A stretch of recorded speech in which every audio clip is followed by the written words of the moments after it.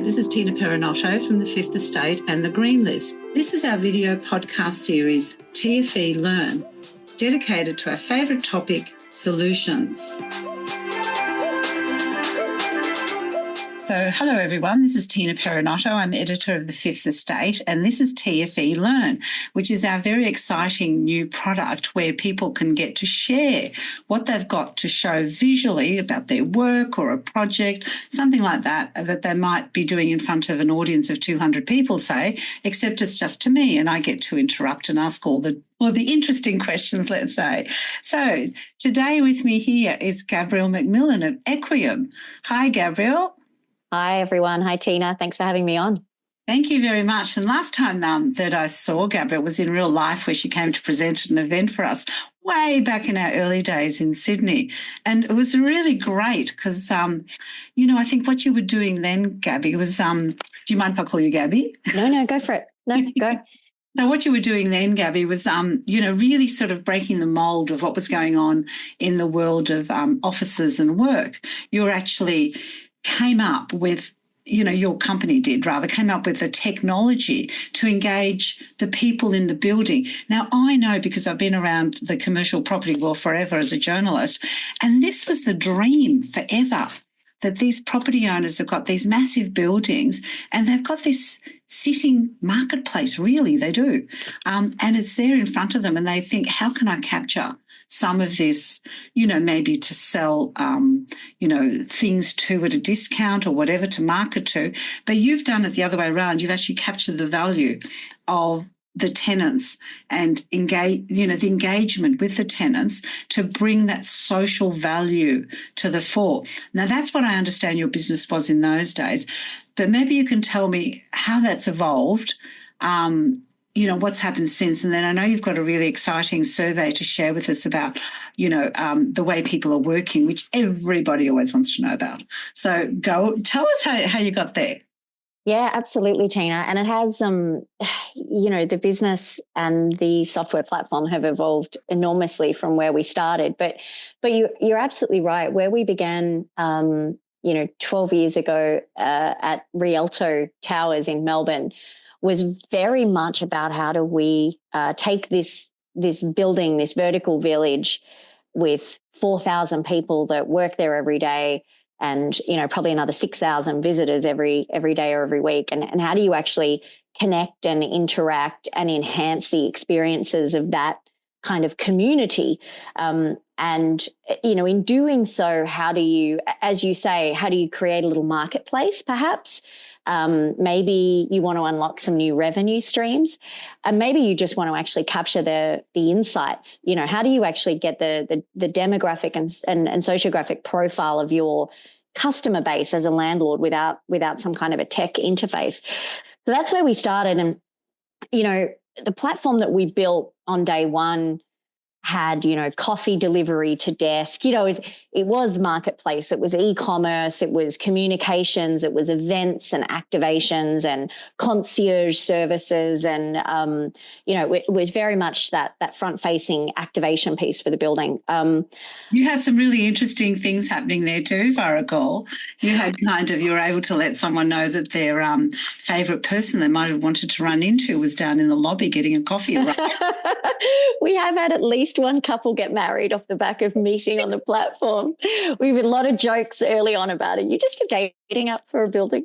Maybe so, right? But, over time, I guess that, our primary customer at Equiem is large landlords, owners of office buildings. And what we grew to realize is that that part of the tenant experience is really important, and perhaps even more important now in a post-COVID environment. But what's equally important is all the other kind of more boring, more operational workflows. And the longer we were in the industry and the more buildings we rolled out the platform in, the more we realized that actually some of these other technology softwares that are handling things like work order management or visitor management, security and access control are all kind of clunky. No offense to anyone who might be listening, but and so we started to kind of broaden our horizons and think, how about, we stop thinking of ourselves as just the front-facing layer, and how about we think about the entire quote unquote tenant experience, and really every touch point is important in terms of how happy a tenant is with the owner of the building and the building that they're in and how good that experience is. So we started to kind of go a lot broader in terms of the functionality of the software platform itself. So we still have very strong communication, event management, activation, e-commerce, marketplace functionality. But we now also have a lot of the, property management workflows in there. So think about request management, visitor management, access control, contract and vendor management, permitting, all the little nuances of how a building operates on a day-to-day basis. You mean you're the connectivity, because they all said that all this technology needed to talk to each other, but they don't. No, they don't. So we started thinking, oh, it'd be easy, we'll just integrate with it. And then you kind of realize, oh, a lot of these systems are so old and so legacy, you can't actually integrate with them. And so we bit the bullet and said to our customers, look, we can do 10X and ops. And if you want to operate your own flex, we can give you software to... What does all that mean? It's a bit too technical for me. I've missed out. Too many acronyms. So we can do the tenant experience piece, we can do the operations piece, and we can also do flex space management. So more and more we're finding our customers are wanting to, sell and manage real estate in more flexible ways. And that it's because tenants are demanding it, right? We're seeing less and less 10-year leases and more membership style, short-term leasing, hybrid. And so that all takes you need a software system to operate that. You need to know who your members are and which company they're attached to, and whether they've been in or not recently, and how much they're paying, and be able to manage real estate on a membership basis as well as on a lease basis. So the platform, long story longer, Tina, the platform's got a lot broader and a lot more holistic than when we last spoke. Did you have to actually create new software and new systems to do this? Sounds like it. Yeah, we did. But we also did 2 acquisitions. So when we first kind of sat down and decided in our little war room that we felt we needed to go broader and wanted to build out a more holistic platform offering, we did decide that there were some acquisitions that we could make that were going to accelerate building that out. And so the first one we did was in, I'm going to say 2021, and it was a company called Vicinity in the UK, and they had 150 landlords using their software, which was all about that ops piece. So all about contract and permit management, visitor management, work order management. And so they had, it was quite dated in terms of the software, but they'd been, they were powering some of London's largest assets. And so they built this very complicated workflows, and we were really impressed with what they were doing. And so we acquired that business to bring that together. We ended up modernizing the actual technology itself and rebuilding, pretty much all of it. But we never would have been able to get there as quickly as we were able to buying a company like that had been living and breathing it for years. Similarly, we bought in 2023, we acquired another software business called Space OS, and they, amongst other things, European operations, a lot of large landlords in Europe using the software, and they had a really strong offering around flex space management. And so in a similar way, we've been able to really kind of deeply understand the workflows and some of these things around members and member management, and what are the nuances of the functionality that's required to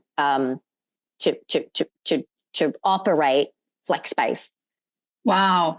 But so flex space is now becoming kind of mainstream, isn't it? Is that what you're saying? That sort of, people that might have had 5-10-year leases are now going shorter and requiring this kind of flexibility. Yeah. Yeah, definitely. And you see it we'll get into the 2025 Global Tenant Survey, but it's one of the themes that comes through really strongly is just the end users are saying absolutely that hybrid is the way they want to work. So they don't necessarily, for the most part, they don't want to be fully remote. They also don't want to be in the office 5 days a week, 9 to 5. And so you've got this kind of need for hybrid and flexibility at the user level. And ultimately, that's going to permeate the way that landlords run their buildings. There is still a place for your large 10-year lease, fully fitted out, or, a large tenant that wants to have a high degree of control over their space. But then you'll have this long tail of lots and lots and lots of companies that have got people everywhere, a bit like Equiem does, and you're using different spaces in different buildings in a very flexible way. And that's become more and more the norm. Yeah. But that was probably already starting to happen a bit. But COVID, can you kind of give us a sense of how much COVID accelerated the process? Did it double it? Did it, was it exponentially 10 times? What?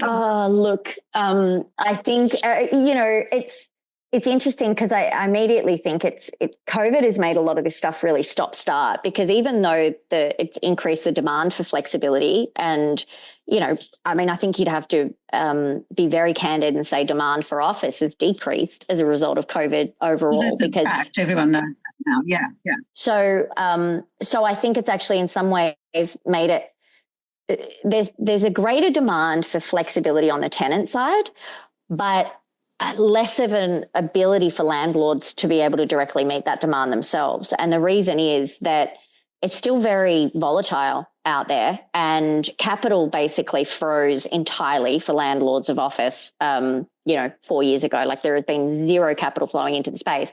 And so to make your kind of traditional flex space work, it's got to be beautiful space.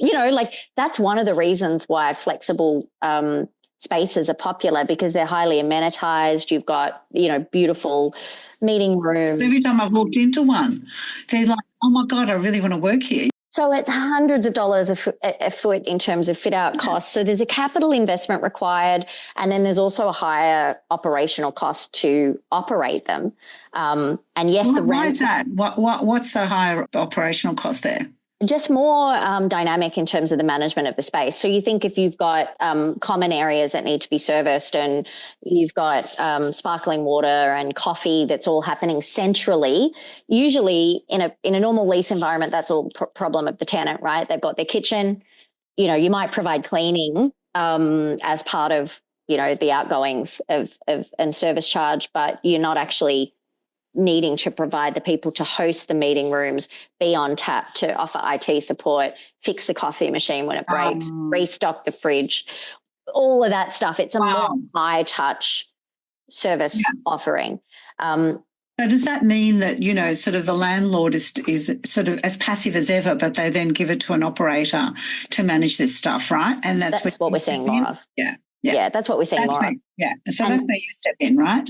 Yes. And so I think it's kind of, I think we're going to see more and more landlords start to do it themselves, and different partnership models with some of these operators, because I don't think it necessarily, I think there will be such a blend ultimately in the future. If we project ourselves forward, let's get in our time machine and move forward in time.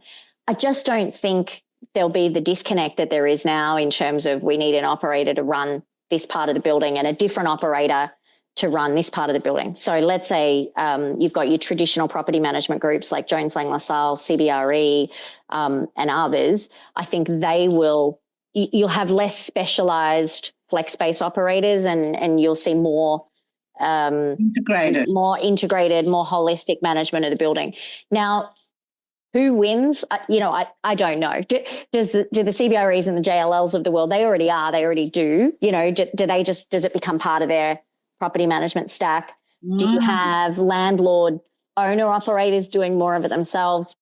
Do you have a new breed of kind of large operators come in, maybe from hospitality, like maybe some of the big hotel managers come in and start managing office buildings, and going head to head with our traditional office managers? Don't know. And all of that's fine for Equiem, because we want to be the technology layer that powers, any of that.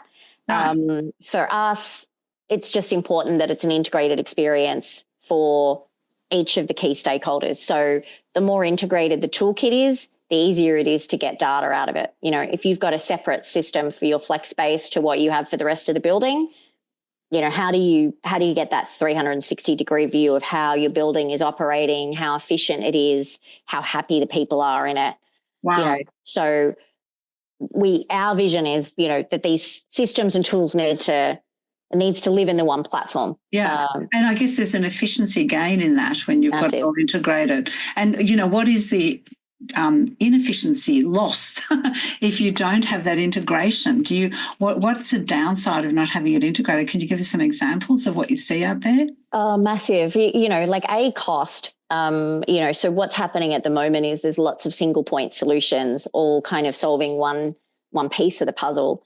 And so landlords or property managers are paying for software solutions that are sitting side by side with each other, and it adds up. So there are cost efficiencies for the building and therefore the tenants, because most of this gets passed through to tenants if the landlord can kind of bundle more software together and use one platform. But most of the inefficiency is actually coming from the property management usage. So when a property manager has to use 3, 4, 5 different tools for different parts of the process, they're having to log in and out of a lot of different tools to get things done. They're having to go in and get information from all these different tools to create a report that goes to their boss, the asset manager or the investment manager. And they're having to actually maintain data. Like they've literally got to maintain a list of all the tenants and all the key tenant contacts in maybe 3, 4, 5 systems.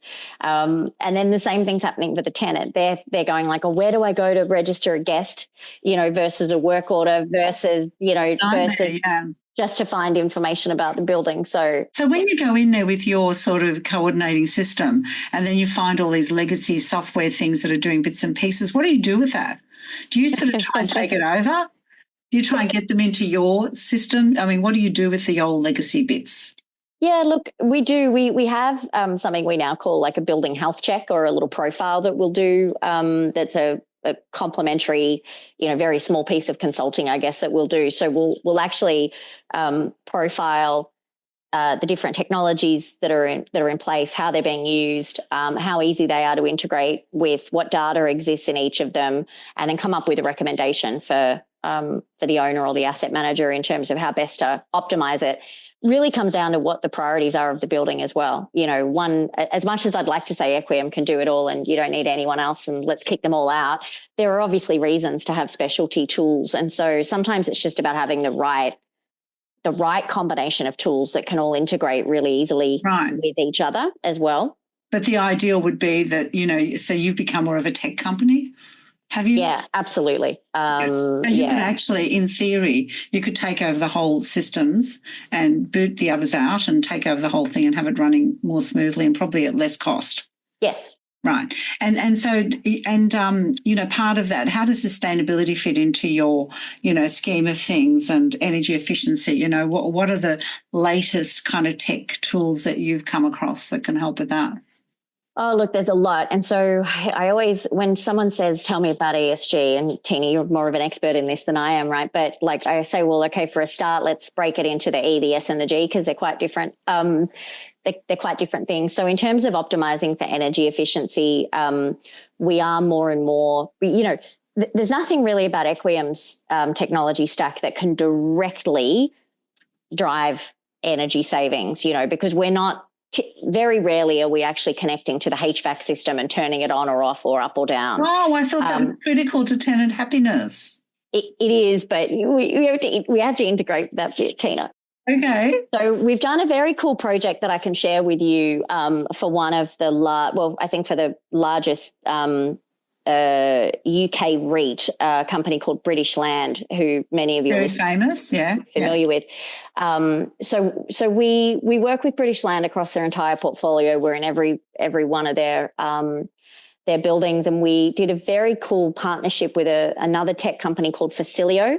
So Facilio's secret sauce, among other things, is their ability to integrate directly with the built environment. So their platform is connected to, HVAC and various building systems and able to kind of aggregate the turning on and off of things. And then our platform is connected to the user and knows when rooms are being booked and whether people have turned up for those rooms or not.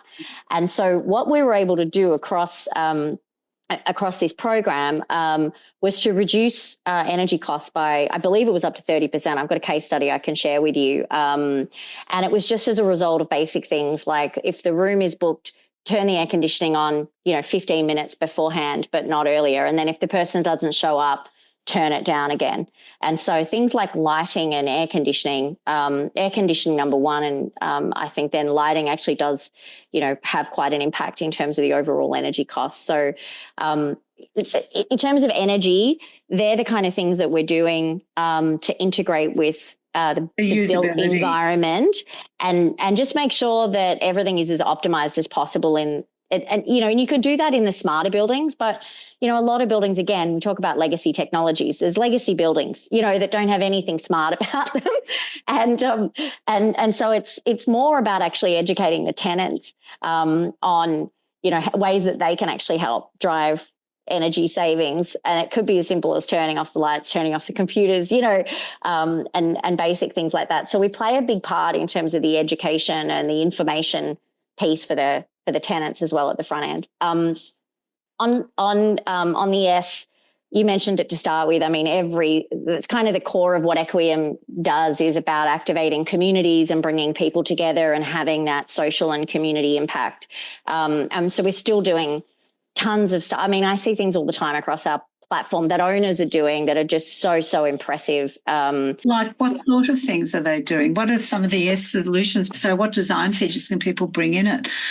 We started with looking at the blue zone. Where's Australia's blue zone? Where can people go where they have fantastic, longevity and they're happy? And, all the studies seem to point to the S factor, that they have a great social life, and like that, The Economist had a front page cover story last year, at the end of last year, and it was about Blue Zone in Spain, and it was a town where everyone's living to over 100. And they go, hang on a minute, these people are eating crap food, they're drinking too much, they're staying up late, but they're walking everywhere and they're always laughing and engaging with each other and having a good time. Isn't that interesting? Mm-hmm. That's the power of yes, right? It is the power of the yes. And it's something that, that's kind of a big part of where we started at Equiem was how do you make the building something that building community that has an actual positive impact on the lives of the people that are there.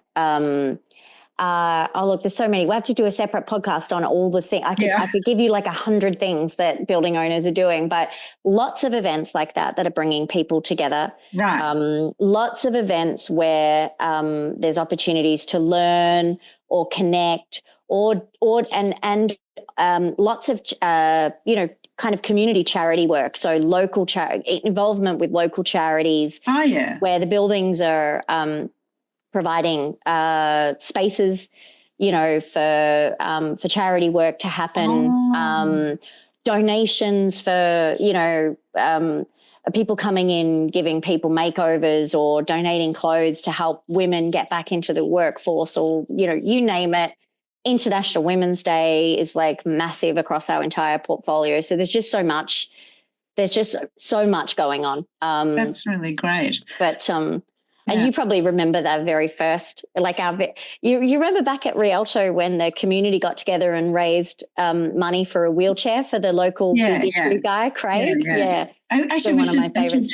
We should tell our listeners how you started and who started. It was the Rialto building in Melbourne, and that's a Grollo. Is it a Grollo family member? Yes, Lorenz. Is he still own it? Is he still? Yes, he's very involved. He's an owner. We have quite a large and diverse shareholder base now in the company because we've grown and become global. But Lorenz is an important stakeholder and really was the creative powerhouse behind all of this. So he was one of those landlords, of which there are many, but that are just much more forward thinking, and they see their buildings not just as a line on a spreadsheet, but they see their buildings as almost like a product and a community, and they're really driven to create incredible places. And, we have landlords just like Lorenz all around the world now, which is exciting.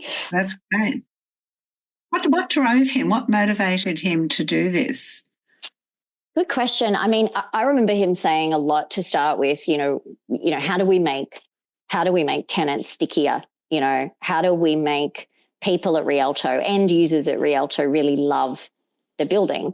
And how do I, he used to say as well, like, how do I get, because what happens in a building, or any building, but a building like Rialto, is the landlord actually has no ability to connect or interact with the end users. So you can't get any feedback. You've really got no idea who's in the building on a day-to-day basis. And so this for him was like a way to unlock access to the community that were already in the building, and get information from them. He was at the time spending, hundreds of millions of dollars on a significant repositioning exercise, significant capital works, major redevelopment, new retail. So one of the first things he did when we launched the platform was to go out to everyone and say, what retailer do you want down, what food retail do you want downstairs, and so it's breaking down the barriers as well between the people that are occupying the buildings and the building management and the building owners, and allowing them to communicate in a way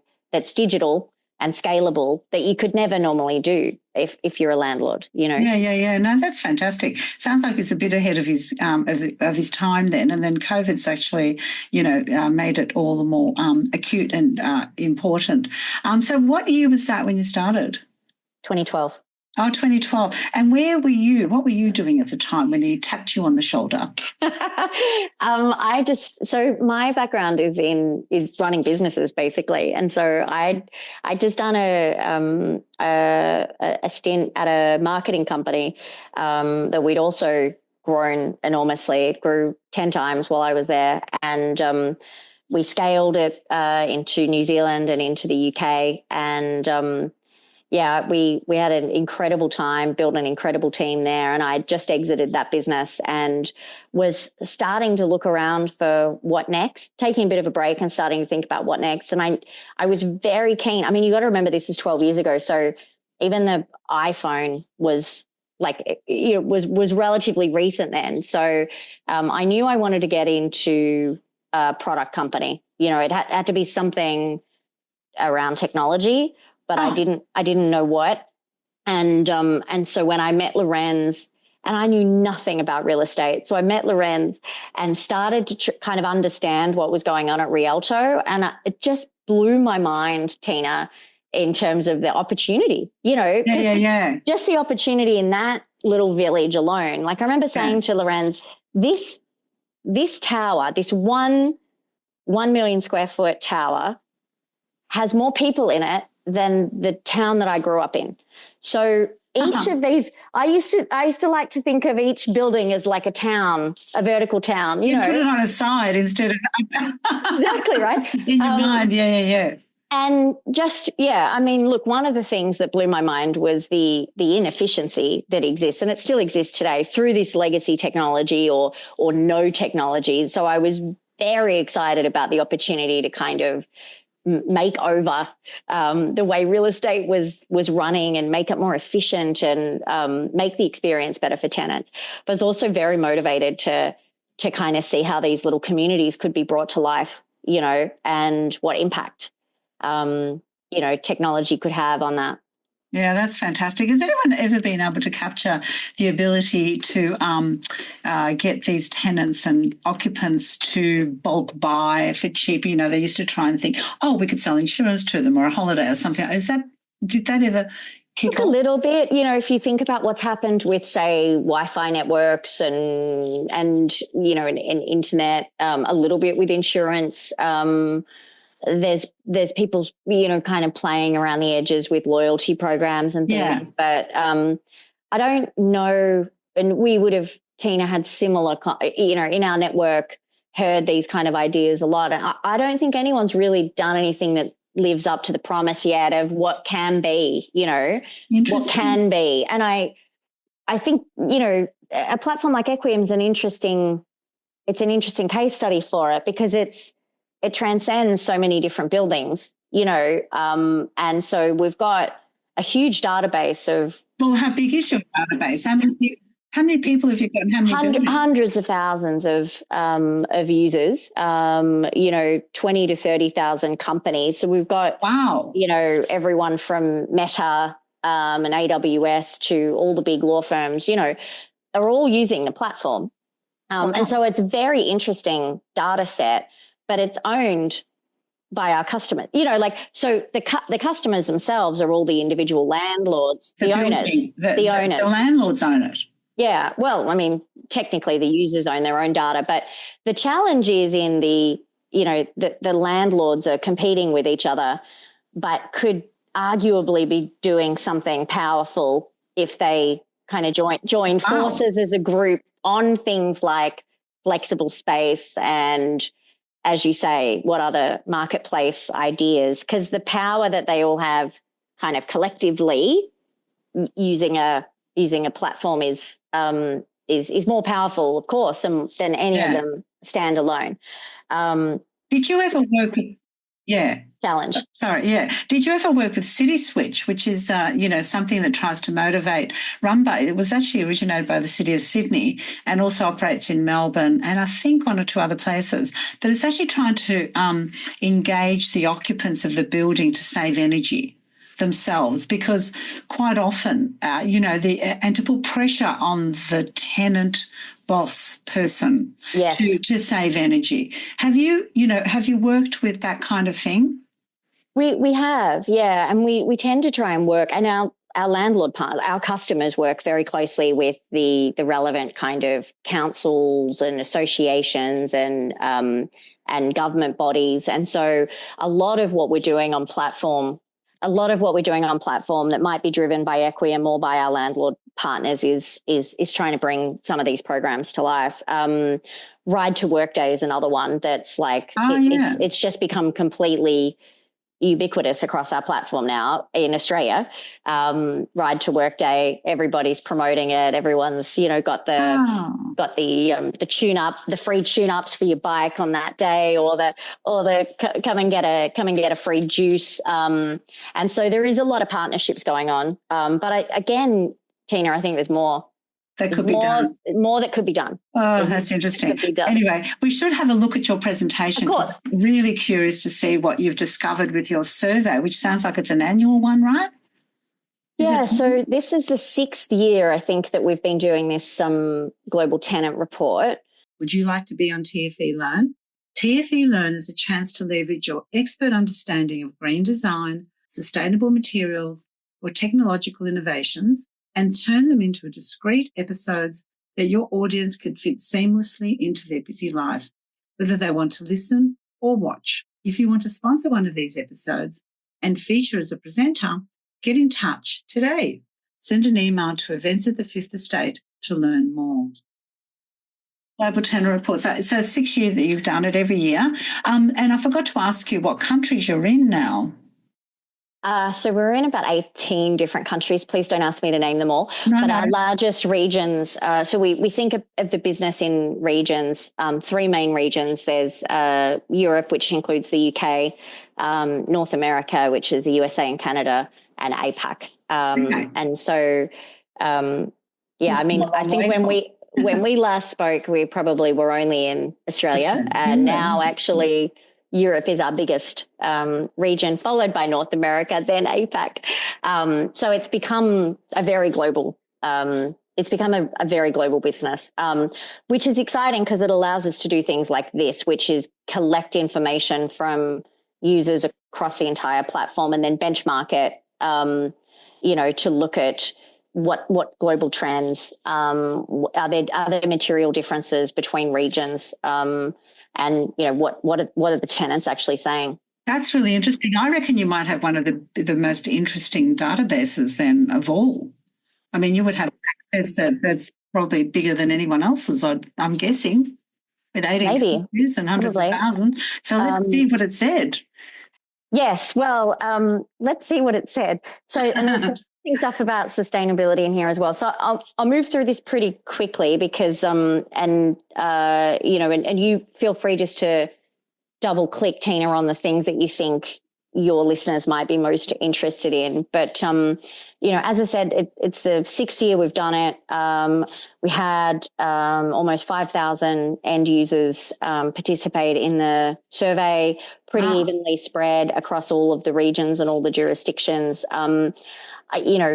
One of the key takeouts, of course, is that, the office isn't dead, but it is evolving. We asked a lot of questions about, what would bring you back to the office more often? Why are you coming in? Why aren't you coming in? How do you feel about work and hybrid? Because that's such a focus for our landlords. And so this was kind of an interesting quote, which was indicative of the sort of commentary that ran throughout the entire survey. People are coming in for other people. It's spontaneous collaboration that people miss, and just the human connection, which goes to what you were talking about before, Tina. I don't know that fully remote is really good for most people. But it's definitely kind of hybrid is here to stay. Yeah. So, and this has been growing. This number has been steadily growing across the 6 years that we've been doing the survey. So 95% of companies now offer some form of location flexibility. And people say that they're 58% of people think they're more productive working hybrid. And people actually say that hybrid makes them more engaged. So, they're talking about engagement with their company. So they're kind of saying they want the best of both worlds. And it's kind of this 2 to 3 days a week from the office, 2 to 3 days a week from home is kind of what people are describing as their perfect, know? Did you break it down by seniority? Because I feel that in journalism, at least for young people, when you've been doing it for 10 years, you can work anywhere underwater, it doesn't matter. But, when you're young and you're learning, I know that in this profession, at least, you need to be around people. And, that's how I kind of learned things, is listening to other people and how they manage things. And that was probably the most instructive of all. So did you break it down for seniority? So I don't have the answer to that question now for you, but we do have age and role. And role, okay, well, that's something. Yeah. So we can dig into it further to see whether, and we may have already, but I can't answer it for you right now. Yeah, sure. Whether there was any material differences between age. I think we know anecdotally it actually is a lot of the senior people that are really enjoying the remote as well for that reason. And, there are certain stages of life as well where it's just far more convenient to not be in the office 5 days a week.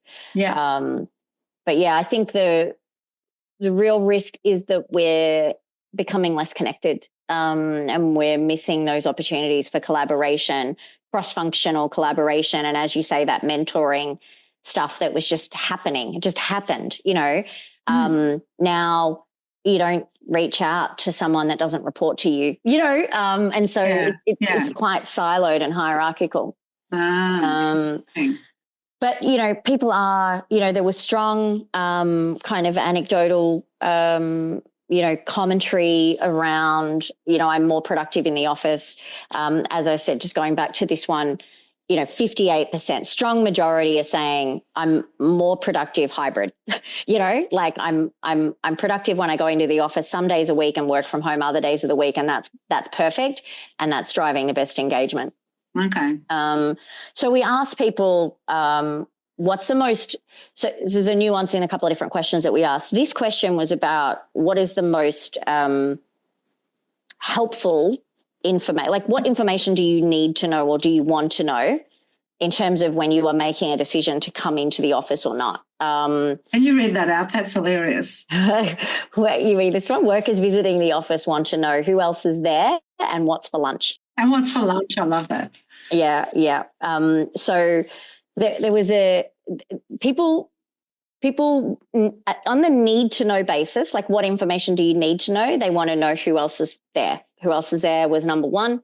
And actually what events are on today was number two.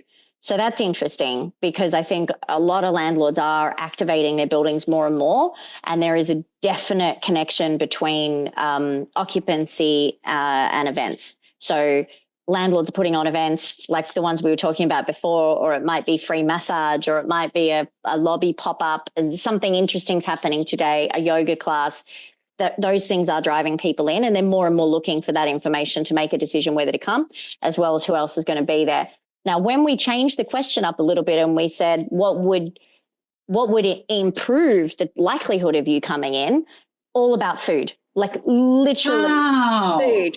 I want food. I want free food. I want better food. I want, more food options. So that got us off on a whole tangent. Did you expect that? Not really. And in previous years, it's been, food and retail and kind of amenities always it's always a factor. And that's why, the real estate people would be saying location, location, location, because that's kind of what it is. It's convenient amenity. But yeah, the last couple of years in the survey, it's been other people, number one. And so this is a bit of a shift towards people are important, and I do want to go in when other people are in. But what would make a difference would be more food options. So there's a pretty interesting and obvious takeaway there, I think, for building owners around what sort of food options they've got. And doing, if you are going to do activations that involve food, because that's actually what's, bringing people in. Yeah. So that was interesting. Look, the opening of the new cafe really got people down in the lobby to socialize. So more food and drinks would encourage that. So we got a long list of, things that were important. Then we moved on to tech. So I think the biggest takeaway this year is that tech's no longer kind of like an extra. It's becoming very table stakes, very foundational. And people are very focused on the quality of the tech that's being provided. So one of the biggest standouts was tenants wanting real-time communication. What we uncovered was that with some of these ticketing type work order management systems, the response times are very slow and there's not good visibility. It feels a bit like you're posting a letter into a black hole for some of these tenants. So property managers need to work a little bit harder, I think, in terms of higher visibility, more transparency, and try and work out how to do real-time communication. Easier said than done, when actually what's happening is property managers are under so much pressure to reduce operating costs. There's fewer of them, but they're expected to give a higher level of service. Now, 56% of tenants are using the platform regularly, and that was, daily, weekly. So that's quite a high threshold. And the satisfaction overall, is pretty high. A couple of interesting quotes. This is an interesting one because it talks to this kind of gatekeeper mentality that, sometimes information is just not passed on very well. And so people are actually enjoying just having a place to go where they can self-serve information and find out information when they need it. Could you read that out for us in case there's people not who are just listening? Yeah, of course. So this was a quote from one of the tenants. It says, "I really like how convenient it is to have so much at your fingertips. Sometimes information isn't always passed on efficiently in an office, so it's nice to get information from the source." Yeah, that's...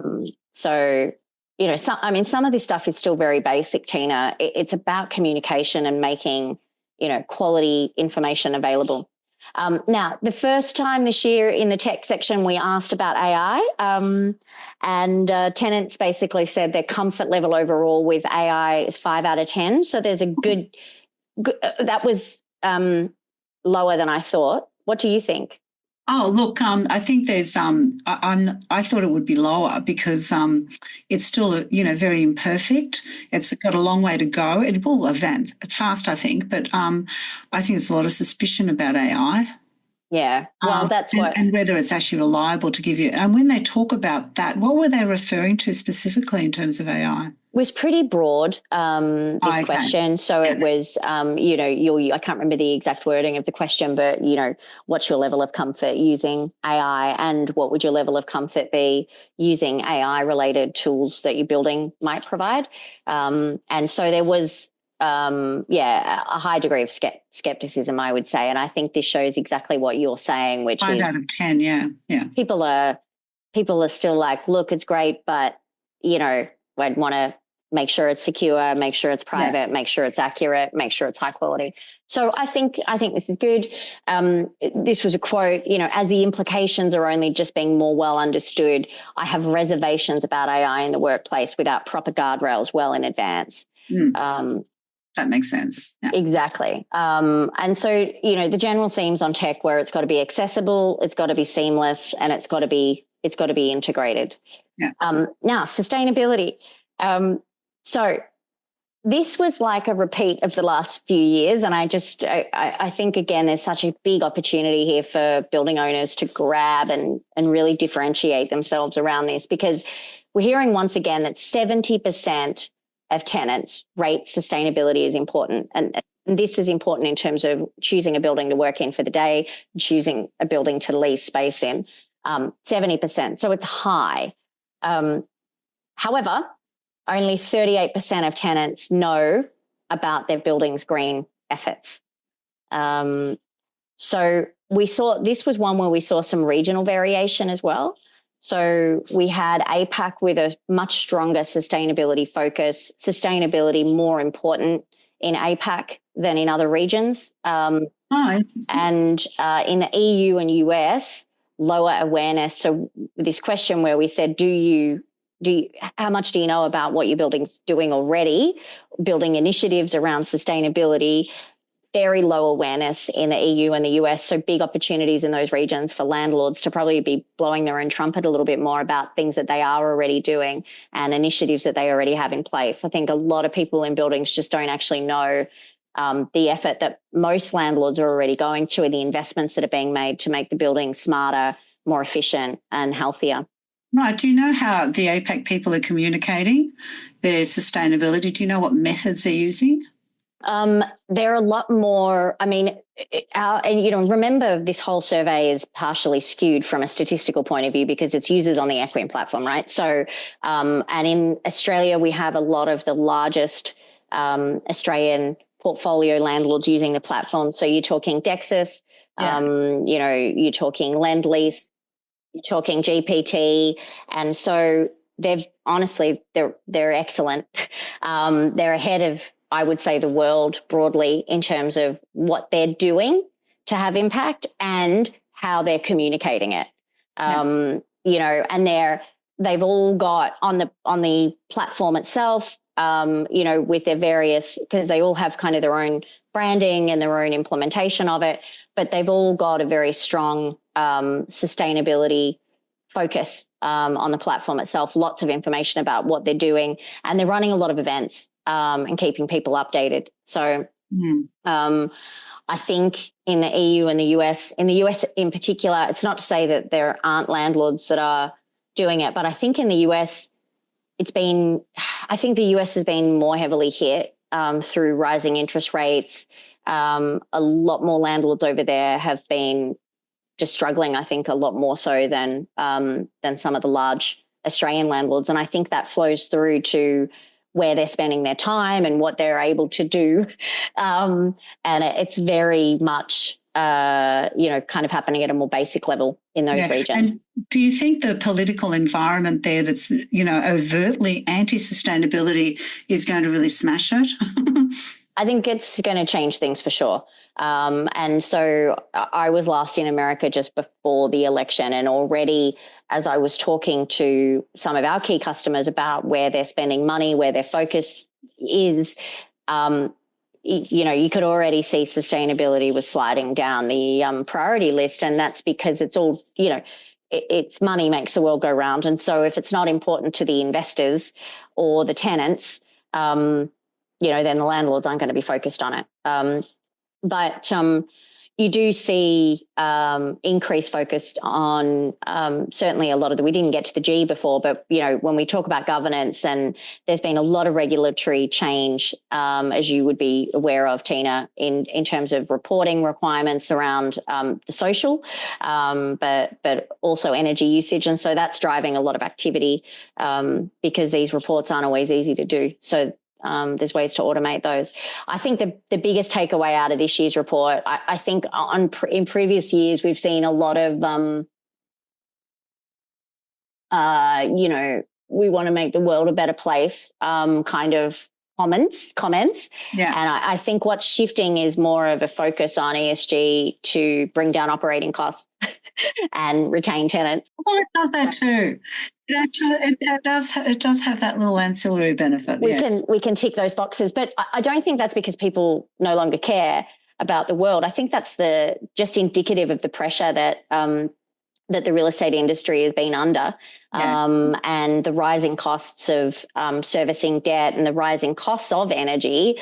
It has just made this such a priority for landlords as well as tenants. Yeah. Interesting. Yeah. So yeah, look, I mean that's kind of the snapshot. The upshot of all of this in terms of recommendations for landlords and what were the main takeouts is, prioritize flexible work solutions, because that's, going to be more and more the way that people are working. Make sure that your tech is up to standard, and that's contactless building access. That's seamless visitor management. Obviously, to have a 10x platform. But what's a 10x? What's a 10x platform? Tenant experience. It's the be providing experiences for your tenants. 10 out of 10. Okay. Definitely. Okay. But I think just as a method of communicating, right? It's like, how do you have that transparency and that real-time communication with tenants? It's got to be digital.